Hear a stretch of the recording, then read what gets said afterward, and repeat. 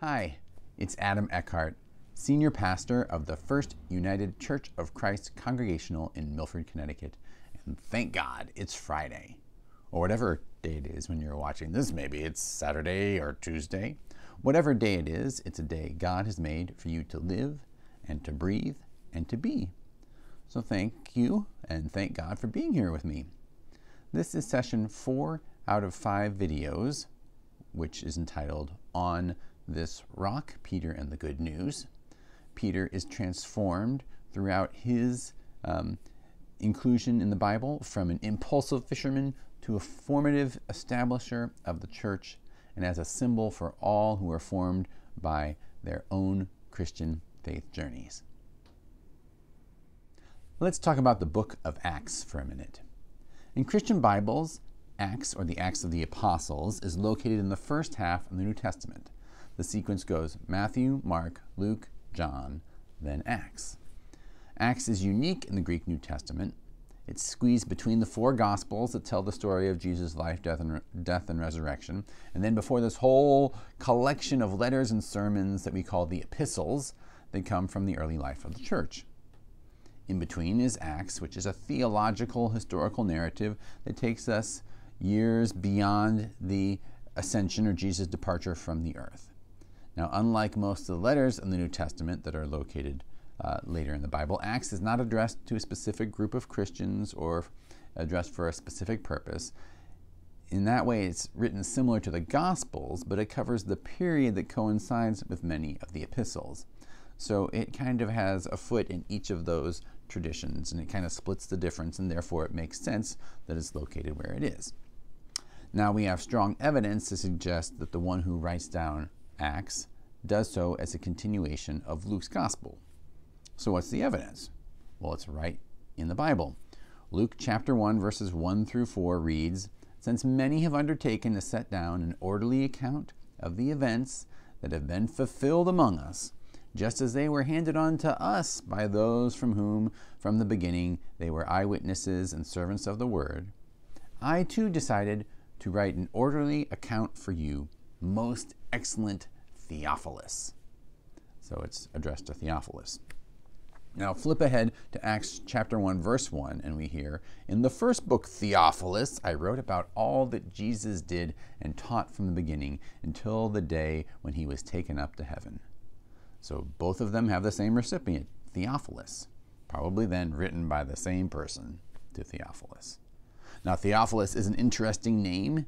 Theo is Greek for God, and Philos means one who loves. So Theophilus means God lover. It may be that Theophilus is not a specific person, but anyone who is devoted to God. That can include us. Now it helps to know a little bit about what is going on in Acts, what Luke seems to be trying to write down in this book. Acts obviously describes how people, the apostles, act out the good news of Jesus, but it's also about divine acts. Through the actions of the apostles, God is also acting. Through the apostles, the Holy Spirit moves out and spreads geographically, spiritually, and through people. Geographically, the Jesus movement starts centered in Jerusalem near the eastern shores of the Mediterranean Sea.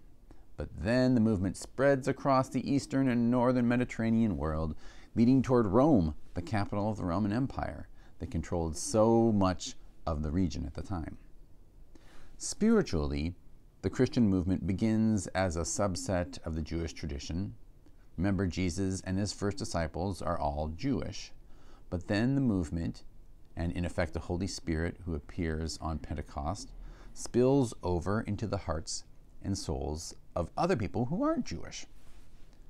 Personally, in Acts, the Spirit and the power of Jesus also expand by being present in people, starting with Peter to begin the book, but then eventually expands to other people, including the former persecutor of the Jesus followers, Saul, who becomes Paul and helps bring the good news, or the gospel, of Jesus throughout the Mediterranean world. So, in Acts, the Holy Spirit is sent by Jesus to spread throughout the land, widening the notion of who can follow Jesus, who can become a part of this movement. so that it spreads throughout the Roman Empire. That's a brief summary of what's going on in Acts. So now, Peter in the book of Acts. After Jesus ascends in Acts chapter 1, Peter is the first stand-in for Jesus, the first person who embodies Jesus' power and good news as it remains on earth after Jesus is gone. Just after we're told that Jesus ascends into heaven in Acts chapter 1, verses 12 through 26, Peter takes charge of what I like to call the first church committee meeting. Peter starts by saying, "Friends, the scripture had to be fulfilled concerning Judas," referring to the death of Judas, which Luke seems to enjoy describing it in gory detail like a 12-year-old boy. Regardless, Peter is the one who proposes that Judas's replacement needs to be someone who knew Jesus and followed him from the very beginning of his ministry. Peter is like that committee chairperson who gives some good parameters and then lets the group work out the choice. The apostles come up with Barsabbas and Matthias as two candidates, and then they cast lots, which was like a religiously sanctioned version of drawing straws or rolling dice to determine God's will. And casting the lots, it picks Matthias as the new 12th disciple. Have you ever felt God's presence help you make a decision? Have you ever felt God's presence at a committee meeting? Some might say no, but I know I have felt the Spirit move at meetings, because meetings bring people together who often can do things and pick up the Spirit's movements in ways that we can't do alone.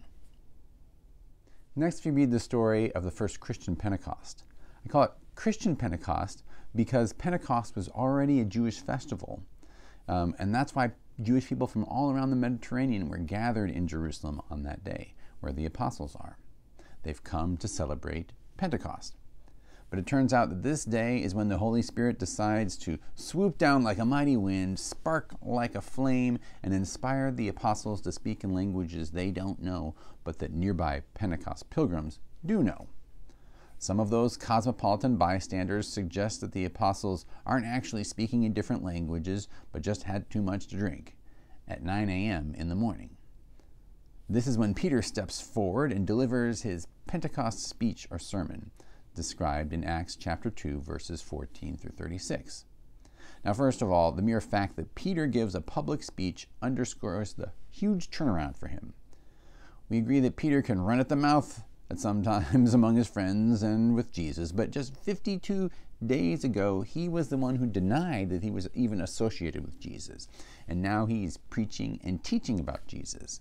His faith and confidence have done a 180.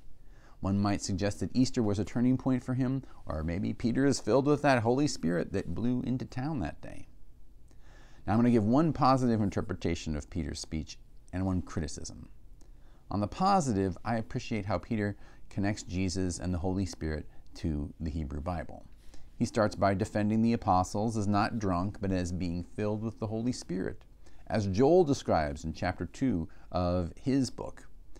Then Peter interprets that Jesus' death and resurrection fulfill Psalm 16 when the writer thanks God for not abandoning their soul in hell.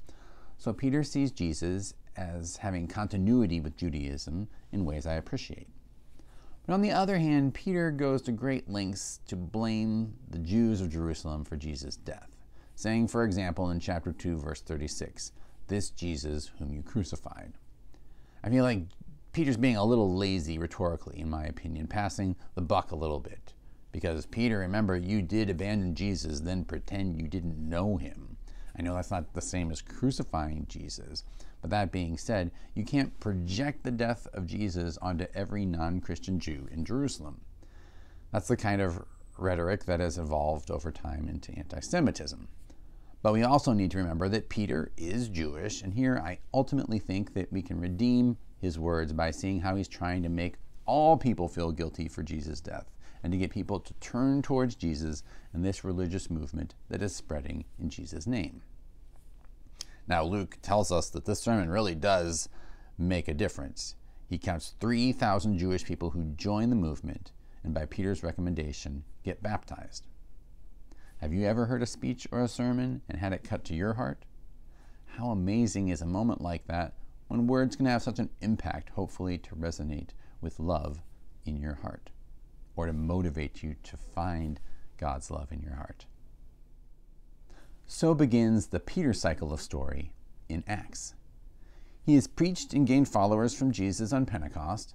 Next, he, along with his fellow former fisherman John, at the Jerusalem temple's beautiful gate, heal a beggar who can't walk. This causes a stir in the temple, so Peter speaks again in public at Solomon's portico. Again, he casts blame at the feet of the Jerusalem Jews for Jesus' death, but he does also say that it was God's way of fulfilling the suffering servant predictions that you find in the book of Isaiah. The temple priests and other officials there are described starting in chapter 4, verse 1 as being, quote, much annoyed, unquote, that Peter is teaching of the resurrection of the dead. So they have Peter and John arrested, stick them in jail overnight, and then interrogate them the next day. Someone asks the two of them, by what power or by what name did you do this? They seem to want to get at the heart of why Peter and John would do this and why they might say something other than that they were doing this in God's name. So Peter, we're told, is once again filled with the Holy Spirit, and he asks rhetorically, was it bad that we healed somebody? Last I checked, that's a good thing. We did this in the name of Jesus Christ of Nazareth, whom you crucified.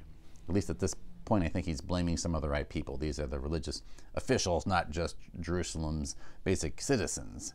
These officials were probably actually involved in Jesus' death. But once again, Peter speaks of Jesus fulfilling the Hebrew Bible, saying, the stone that the builders rejected has become the cornerstone, which comes from Psalm 118. Jesus is the one through which people will be saved, Peter basically concludes. The leaders look at Peter and John, then they look at the once lame beggar who is standing there next to them. They realize that they can't imprison or kill these two guys who have just miraculously healed someone, so instead they release them but insist that they do not teach or heal in Jesus' name. The two apostles basically refuse, saying, we can't stop talking about what we have seen and heard. We'll do what we have to do, and you'll do what you have to do. So when you hear a church worship leader and a prayer by saying, in Jesus' name, we do this in part because we continue Peter's legacy of not being silenced by those who want us to keep quiet about what Jesus means to us. And that's a big part of Peter's legacy to us, and a total 180 from his denial of Jesus during Jesus' passion. Have you ever felt embarrassed to speak about the impact of your faith to others? Or have you ever felt the Spirit calling you to tell people the reason that you do things like volunteer, act to feed, help hungry people, or to help people who are hurting, or just to do random acts of kindness because you follow Jesus and you in effect are doing that in Jesus' name? Well, Peter has experienced both of those things. Now, we're not going to go into depth into chapter 5 when Peter confronts Ananias and Sapphira, other than to say that their story at some level warns people to be honest and to share without holding back. At the time, the early church was beginning to share all their resources together, and Ananias and Sapphira said they were going to do that, but they lied, and things don't end well for them. But that story brings us to the end of the Peter cycle early in Acts.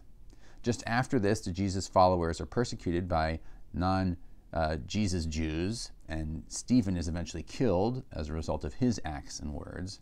And a person named Saul is there when Stephen dies. But then that Saul becomes Paul and begins to help share the Jesus spirit into the wider world. But now let us join our hearts in a spirit of prayer. God, thank you for transformations of people like Peter who turn their denials into full-throated praises of you and who work toward healing and hope. Thank you for all our siblings in faith and other faiths who seek to follow you and live in love.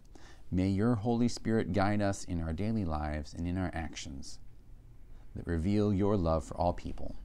In Jesus' name we pray. Amen. Peace be with you.